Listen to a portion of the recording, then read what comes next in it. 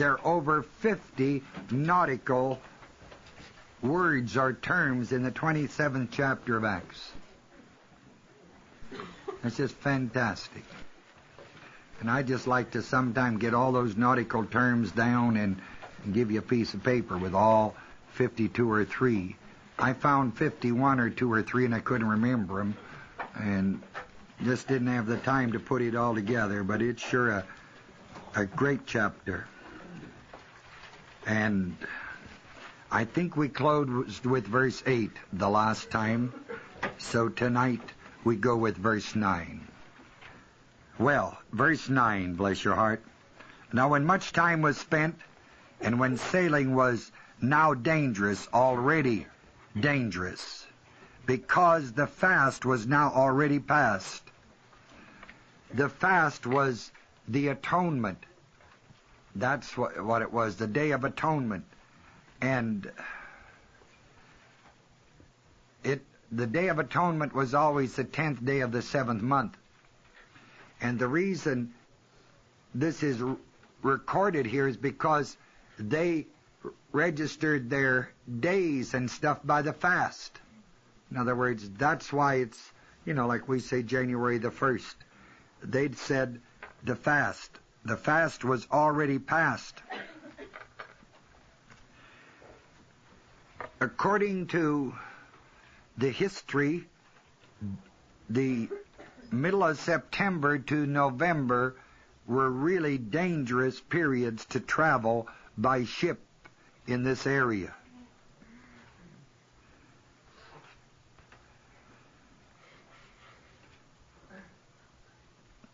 And this fast perhaps occurred, according to the best of my reckoning, about October the 5th, that this occurred that year. Paul admonished them, verse 10, and said unto them, Sirs, and the word sirs is men. We say sir to men. I perceive, or I see, that this voyage, this sailing, will be with hurt and much loss, not only of the cargo and ship, but of our lives also. I think I did that. Good Lord. Huh? You got verse 12? Okay. Huh. But the centurion believed the captain and the owner of the ship more than those things which were spoken of Paul. And because the haven was not ideal to winter in, the more part advised to launch thence also, if by any means they might attain to Phoenice, and there to winter, which is a haven of Crete and lieth toward the southwest, northwest. Depends on where you're standing and how you're looking, whether you're on shore looking out or whether you're in a boat looking in. Well, did I tell you that Phoenix was about 40 miles from Fair Havens, northwest? Did I tell you that? And it was on the south shore of Crete, and really, at best, it only should have taken him a few hours to get there. Okay, we go with verse 13. And when the south winds blew softly, supposing that they had obtained their purpose, they, loosing anchors, they sailed close or nearby, or as close into Crete, the isle, as possible.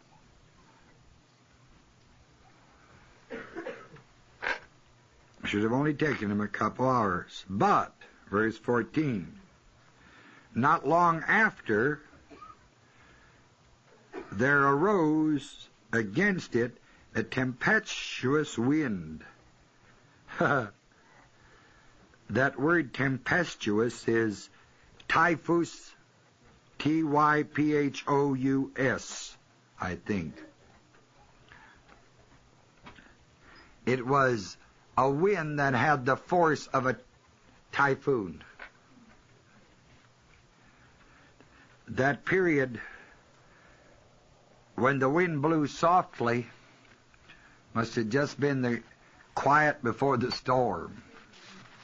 Or maybe they were right in the eye of the typhoon. I don't know at that time. Real quiet.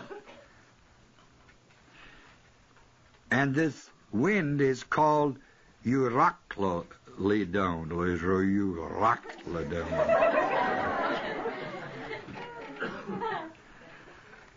It was a north by northeast wind of tremendous force.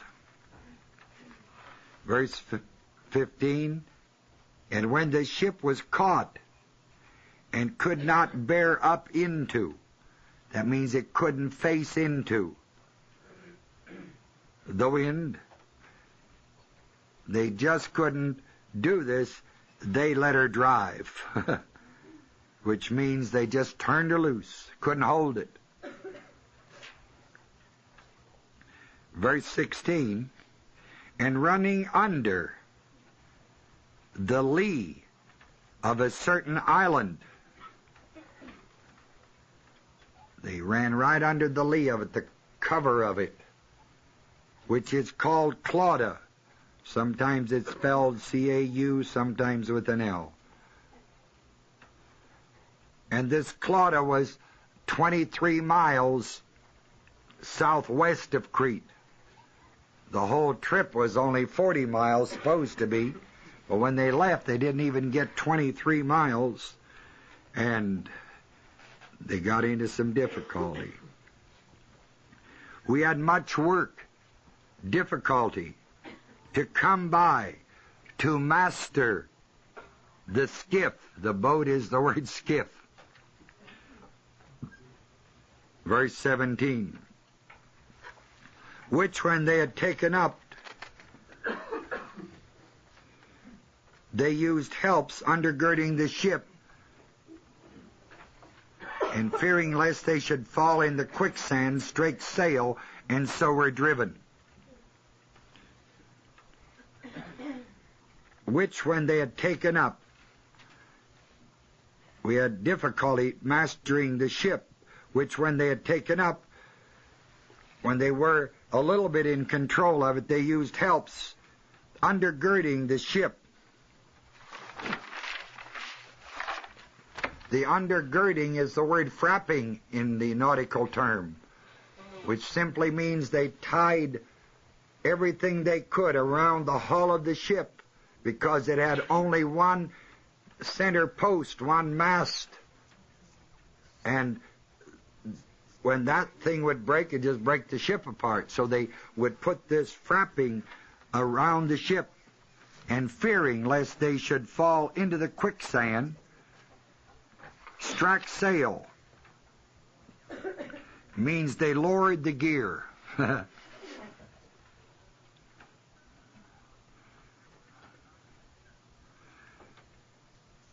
They lowered the stuff on the masthead. And we were, verse 18, and we being exceedingly tossed with a tempest. They just weren't tossed, they were what? Right. The next day they lightened the ship.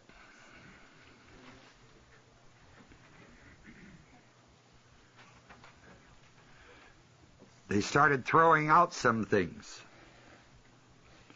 The third day we cast out with our own hands, we, implying everybody that was aboard ship had to go to work, including the prisoners. We cast out with our own hands the tackling. Tackling is the ship's furnishings. Of the ship. Verse 20, and when neither sun nor stars for many days appeared, and no small tempest lay on us, all hope that we should be saved was taken away. For many days appeared, and no small tempest. That section there literally means no small tempest means an abundance of cold, wet, foul weather. Like it's been in Ohio or something, 20 below.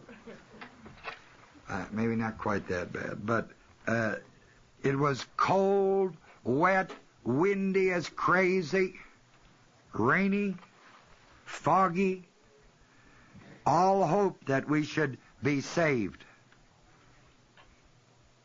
And that word saved is made whole, sozo. And very beautiful usage, isn't it? Was taken away. They said, just can't do her.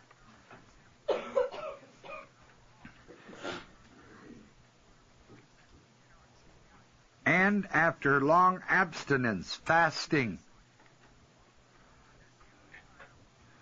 Paul stood forth in the midst of them and said, Sirs, or men, you should have hearkened unto me, and not have loosed from Crete, to have gained or gotten this harm and loss or damage.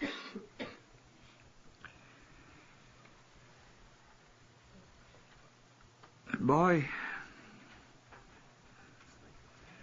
this revelation in here to Paul is absolutely fantastic. How quiet it keeps him, how assured it keeps him, how convinced, and how bold it gets him. He said, fellas, should have listened to me. You wouldn't have had all this stupid stuff. Verse 22. And now I exhort you to be of good cheer. Exhort is, well, I'm telling you, be of good cheer. For there shall be no loss of a life, no loss of a life among you, but the ship.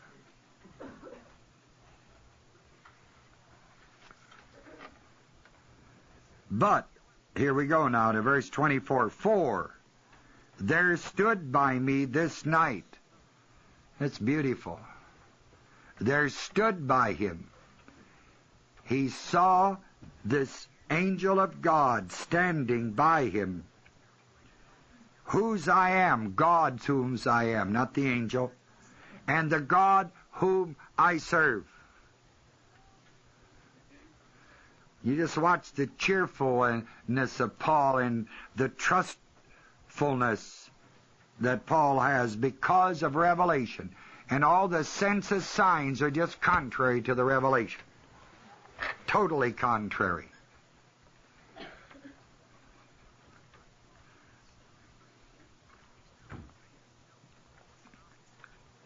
For there stood by me this night an angel of God.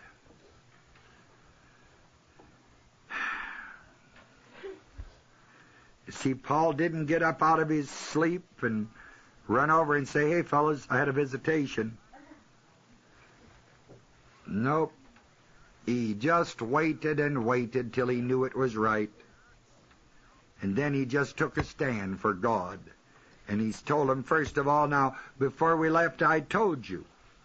Now, since we're in the soup, I'm still telling you. But I'm telling you further that God has said some things to me. This God whose I am and whom I serve. Saying, verse 24, Fear not, Paul, thou must be brought, thou shalt stand before Caesar.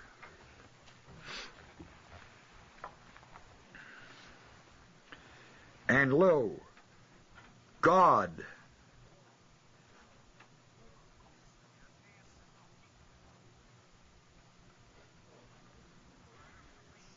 hath given thee,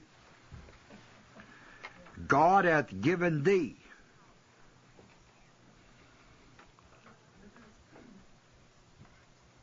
all them that sail what? All right. If God hath given all of them to Paul that were sailing, then Paul could have drowned at a half a dozen of them if he'd have wanted to.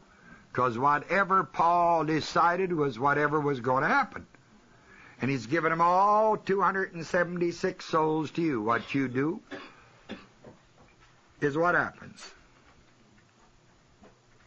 Wherefore, verse 25, sirs or men, be of good cheer, for I believe God.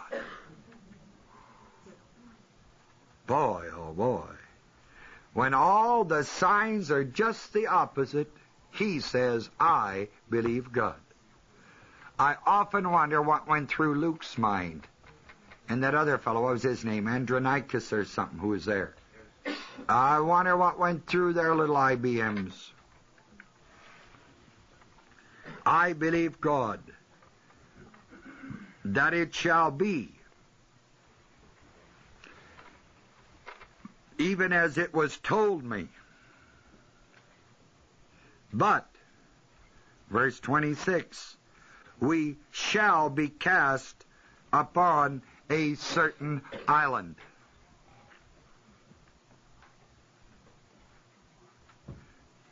Verse 27. And when the 14th night was come,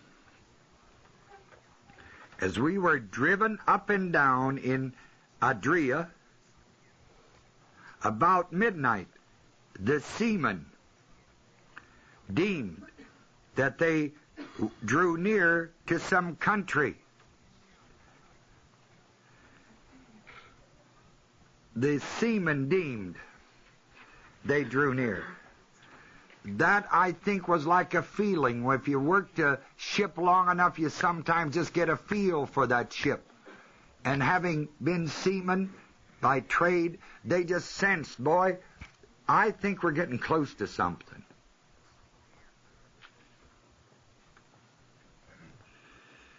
Yeah, what was I going to tell you about this stuff?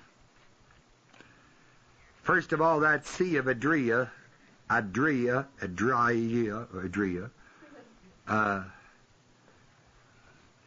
is the area which is referred to as the wide sweep of the Mediterranean, lying between Greece, Italy, and Africa.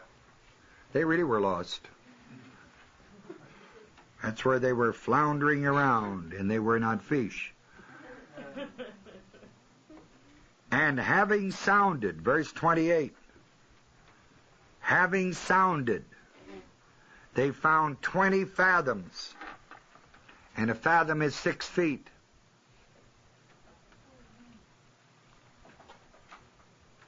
And when they had gone a little further is another hour. Or when they had gone 1 hour later is just the literal, 1 hour later, they sounded again and found it 15 fathoms.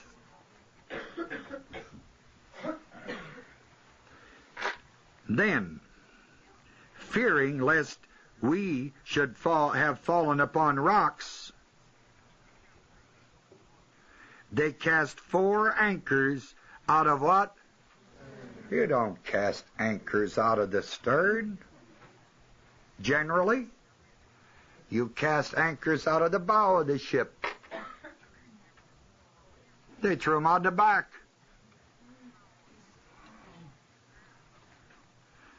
They cast 4 of them out. Ordinarily, you'd only have 2 back there. They cast all 4 of them out. Must have brought the other 2 up. I don't know. I just know it's God's word, so that's what they did.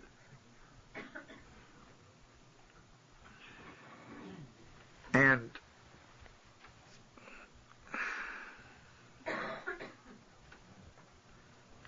the only reason I can see for this is because they were thinking that when the storm would terminate, then they could sail out much easier instead of tying it on the bow of the ship.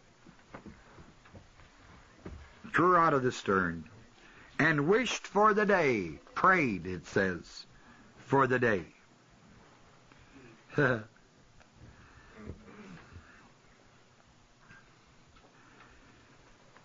You and I know they're going to land on Melita.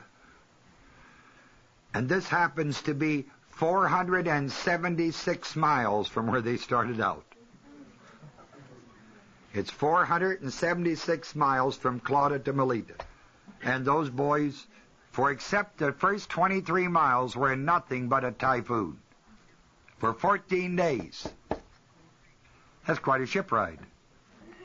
It's quite a ride any which way you go.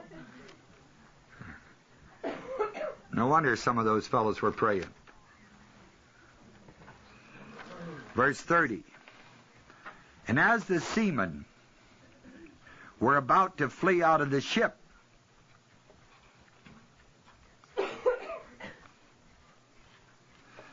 when they had let down the boat into the sea, under color as though they'd cast anchor out of the foreship. Oh, shoot, these guys.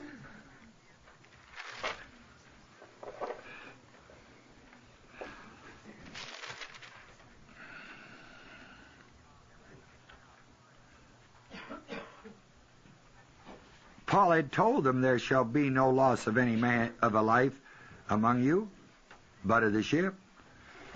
And yet these fellows now, these seamen, are getting ready to skip out.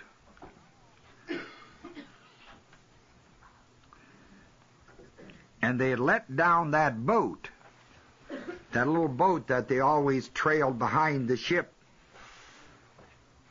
They always took it up when they sailed, except here in this record in Acts, where it was so rough that, when they left this town or city and they'd only had 40 miles to go, they never picked the boat up, because just short distance, we'll lay her in there, quiet sea. Then when the storm came, they tried to pick the little boat up, and they had a fantastic time getting the little boat up. Now they're going to let the little boat in the water.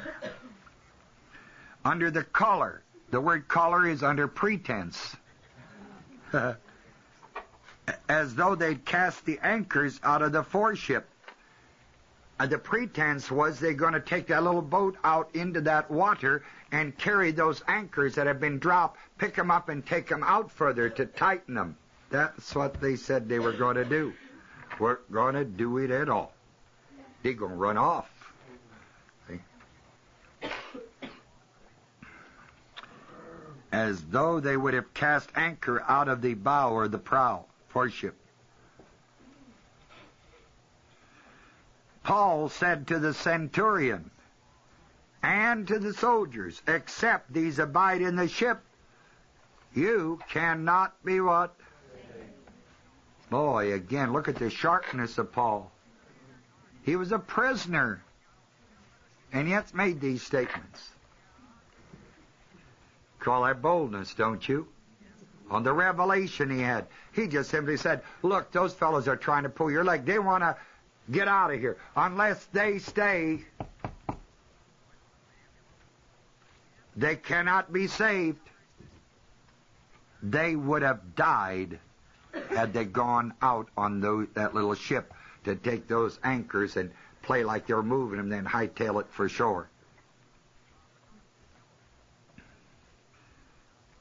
And the reason they would have is because, what do you call that thing that makes a big whirlpool? When water comes together, is it a whirlpool? Huh? No, that rapids like that. It's a whirlpool. That's exactly what they're going to get caught in.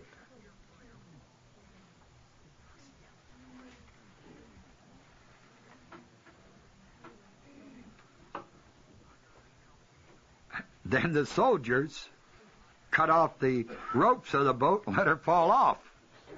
I know boys couldn't take it and go to shore.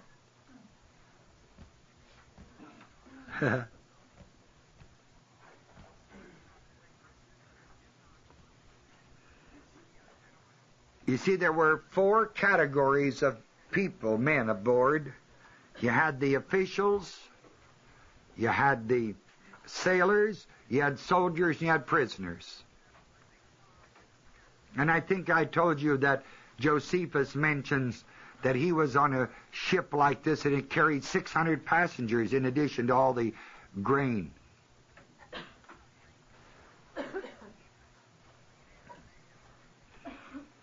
I think it was Josephus was in one of these storms. The boat was wrecked, and of the 600 aboard, only 80 were rescued. Everybody else died. I think it was he who tells it. Well, anyways, they cut the ropes off and let the old boat go. Verse 33. And while the day was coming on, Paul besought. The word besought is a takeoff off of the word paraclete, comfort. And I believe the great translation would be, the day was coming, Paul comforting all, asked them to take food, eat food, saying.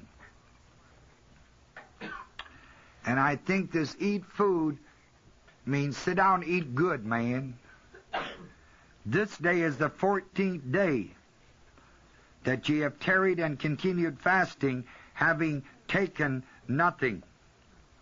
Having taken nothing as a meal, only having little old snacks occasionally.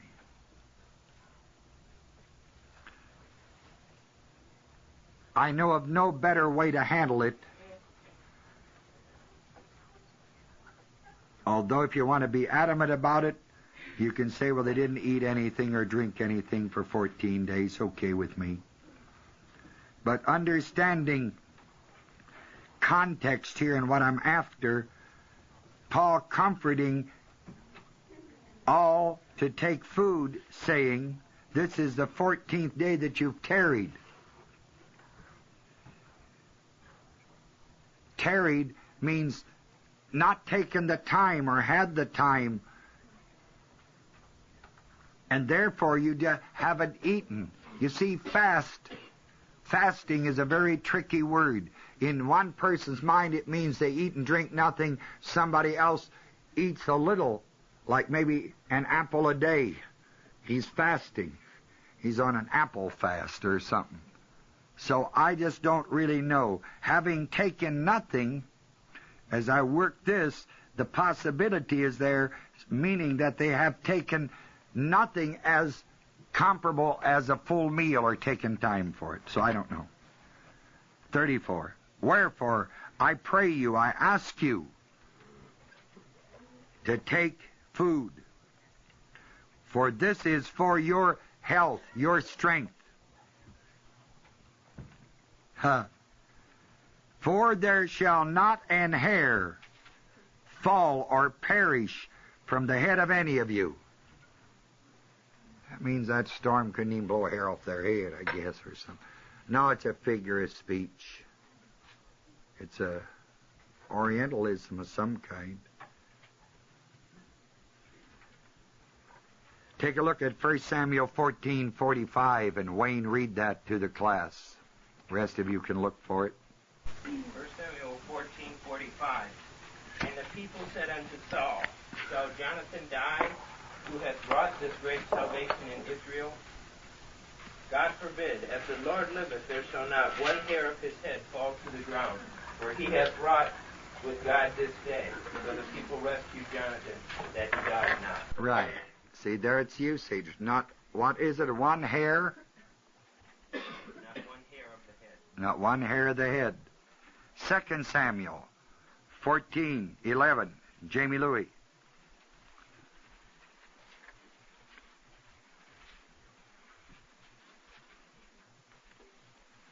Second Samuel 14:11. Then said she, I pray thee, let the king remember the Lord thy God, that thou wouldest not suffer the revenge of the blood to destroy any more, lest they destroy my son. And he said, as the Lord liveth, there shall not one hair of thy son fall to the earth.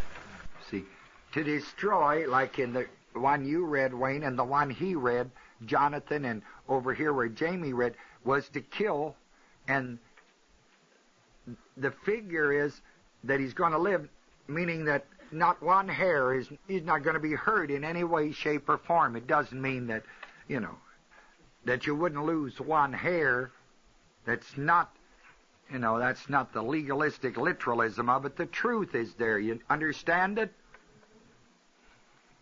See, I could lose 15 and still not lose my life. That right, John? Okay. How would you like to read 1 Kings 1:52?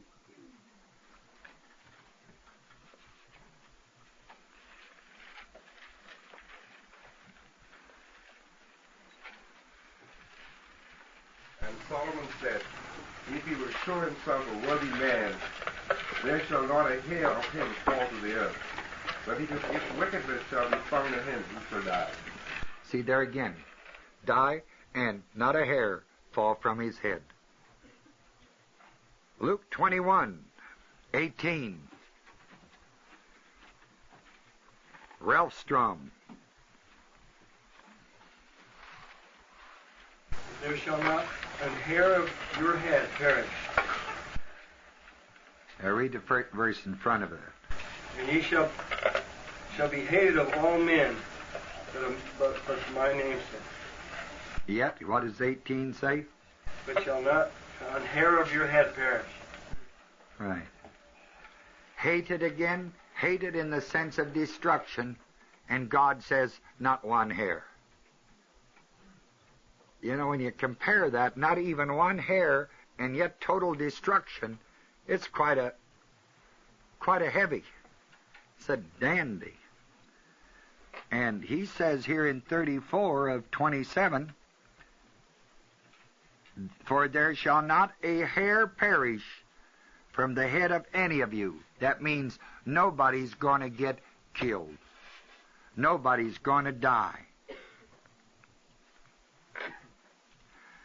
Verse 35. And when he had thus spoken, he was the first one who then took bread. He took it. But before he ate, he gave thanks to God in the presence of them all. The Romans, the antagonistic Jews, the God rejectors didn't make any difference to him. He prayed, and I want to tell you something. Those Jews, those God rejectors, and everybody else rode along because of the true God and the believing of this man, Paul. That's how they got safe. They didn't deserve it. But boy, you at the right place at the right time with a man of God, you go along, baby. Whether you like it or not, you go. Noah's 3 sons were no great dudes, I guarantee you. And yet Noah and his wife got on board that boat or that ship, and his 3 sons went along because they were his kids. And then the 3 women got along because they were married to the right man. That's how they went afloat. Had it not been for that, sir, they'd all died. Boy, you talk about protection, and I talk about people in a community, one believer in that community, that whole community is blessed. It just never dawned on us yet. It's here again. Sits here like a diamond. One man. Well, he may have a little help from Luke and this other fellow, but boy, just that one man having that revelation and taking that bold stand, confidence, trust, cheerful, and say, look, don't you get off that boat. If you do, you die. You should have listened when I told you, but since you didn't, now here it is. They all going to live because of that revelation that one man had from God, and he dared to believe God when all the symptoms, all the signs were totally contrary to that revelation. You just think about that.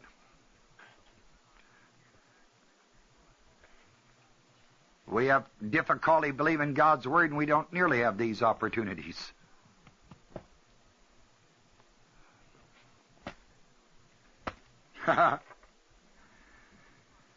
Oh, boy.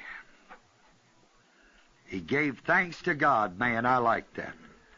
In the presence of them all.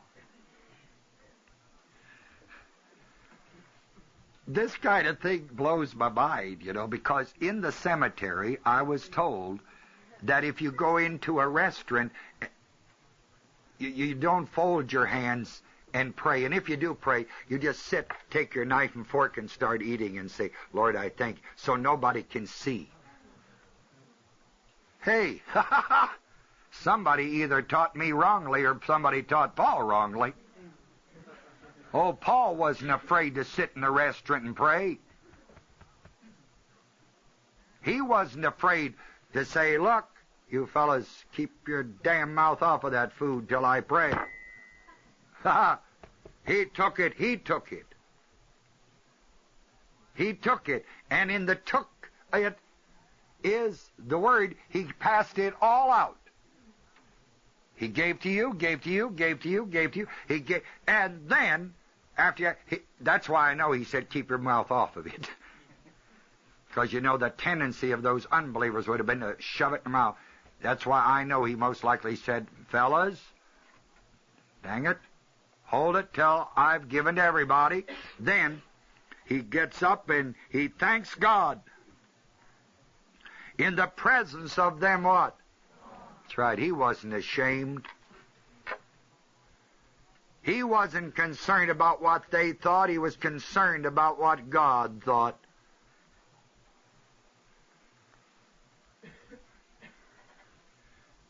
And when he had broken, he took the bread that he passed out, his piece, he broke it, he began to eat, and then the rest ate.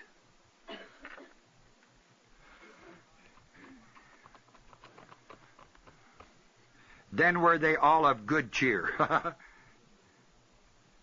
And they also ate their food.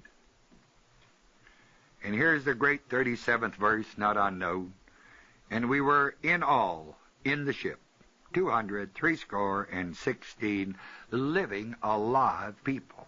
Had they left the ship, they would not have been living alive people. They would have died and been dead souls. These were living, 276 souls. 38. And when they had eaten enough,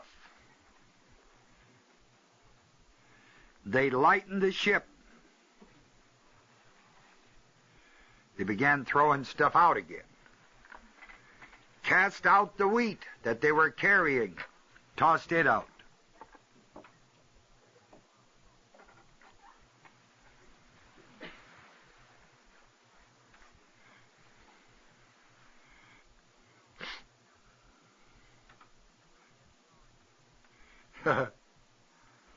Something, isn't it? All their profit gone down to the drain.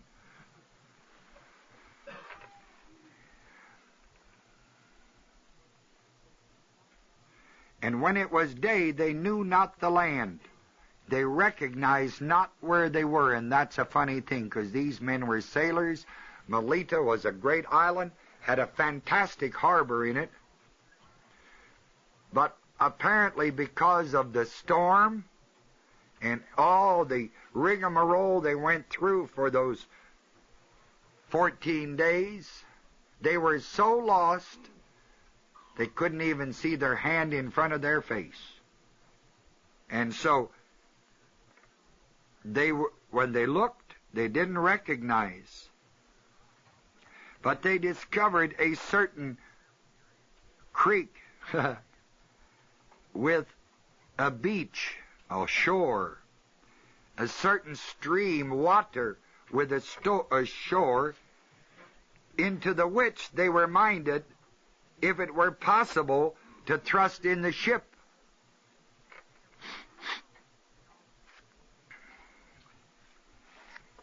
It's a sand beach.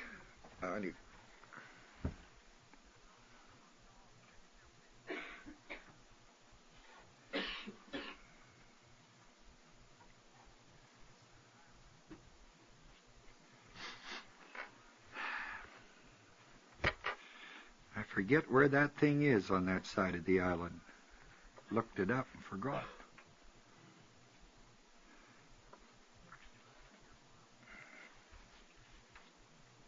And when they had taken, verse 40, up the anchors,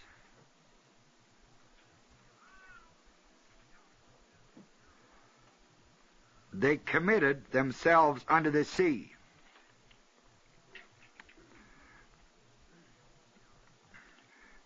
And when they had taken up the anchor, it literally is they let slip the anchors.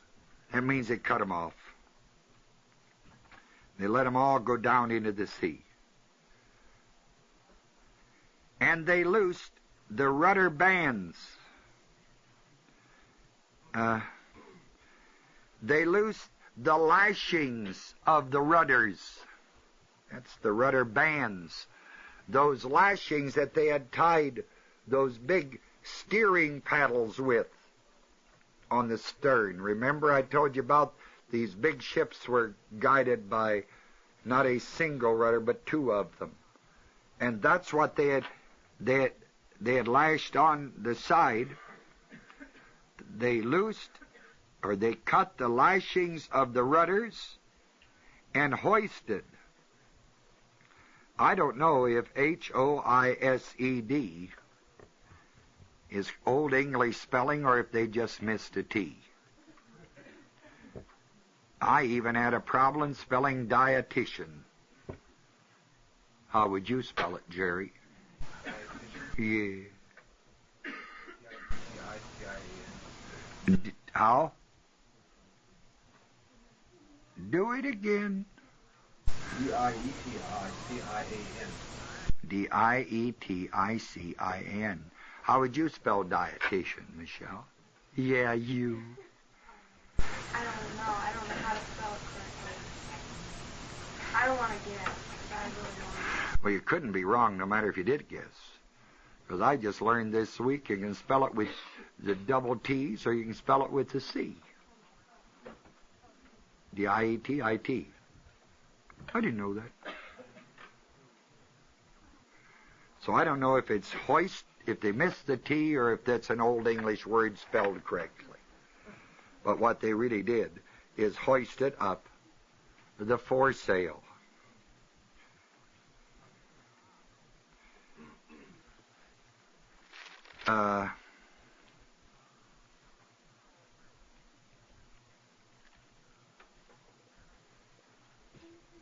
Someplace else they had dropped the mainsail, whatever that was. Now they just lifted up the foresail to the wind, and they made toward shore. And here's verse 41. And falling into a place where two seas met. What do you think that was? That's the big old baby. These two bodies of water met there, and there they ran the ship aground on the sandbanks.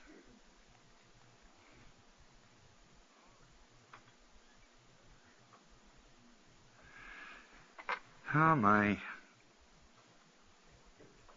Oh, yeah, here it is. And the foreship, the foreship indeed stuck fast. It just didn't stick fast. It indeed stuck fast.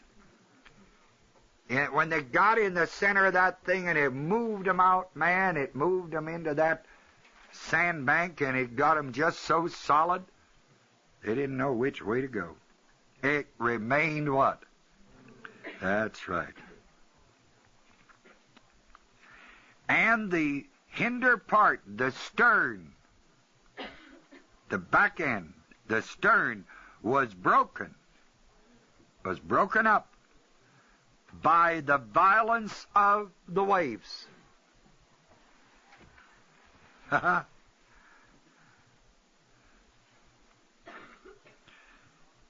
And as this ship was breaking up, the soldiers' counsel was to kill the prisoners. Look at this thing. Paul got nothing but trouble with this gang. He had told them everybody going to be saved. Now the soldiers don't believe that. You see how the unbelievers ride along on the believers believing? Even these soldiers are going to make it. And even the prisoners are going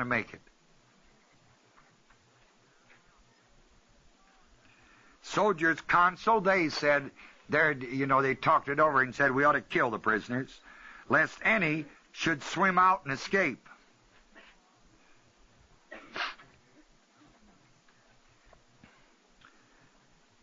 But the centurion, the one in charge of Paul, purposing to save Paul, hindered them, stopped them from their purpose.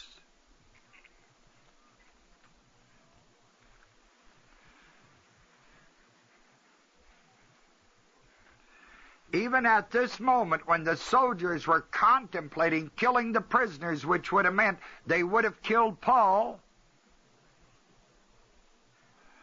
a centurion intercedes, because God's already told Paul he's going to stand before what? How's he going to stand laying down? Dead. Boy, you talk about revelation, comfort, trustfulness, all of that stuff. Paul had no idea how this was going to be worked out. He just knew it'd work because God had told him. And so he just stood against all odds.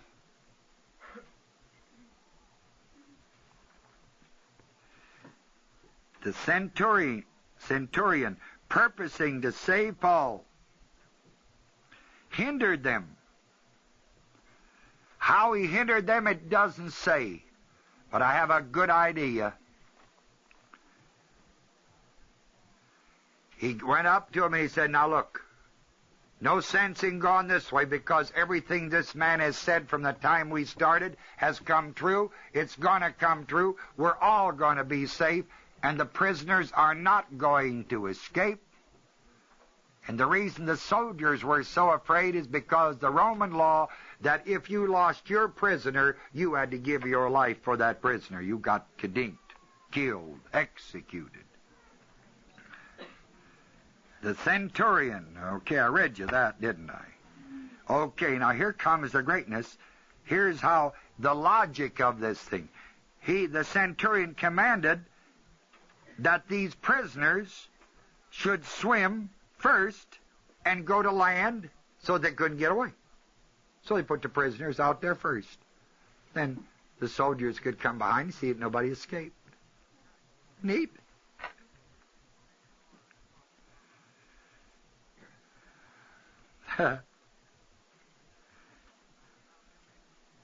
Should cast themselves first to get land, and the rest, some indeed, on planks, the planking of the ship, and some on the wreckage of the ship. And so it came to pass that they escaped all of them, from that ship, safe to what? 276, not one hair, meaning not one person was killed. You talk about a record in God's Word. Just absolutely fantastic.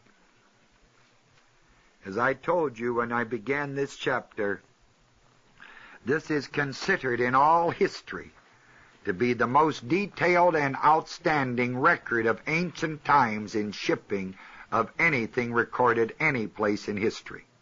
This is the 27th chapter. And there you have it.